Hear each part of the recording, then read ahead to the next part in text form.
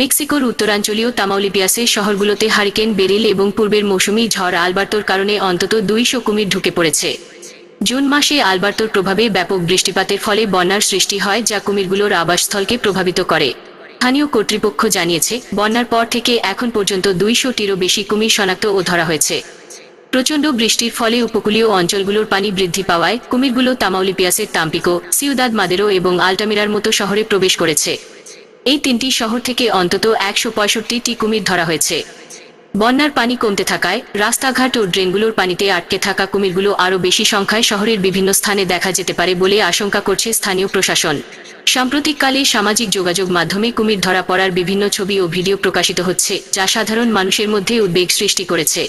মেক্সিকোতে কুমির একটি সংরক্ষিত প্রজাতির প্রাণী এবং সাধারণত মানুষের ওপর আক্রমণ করে না, তবে বন্যা পরিস্থিতির কারণে তাদের শহুরে এলাকায় দেখা যাচ্ছে।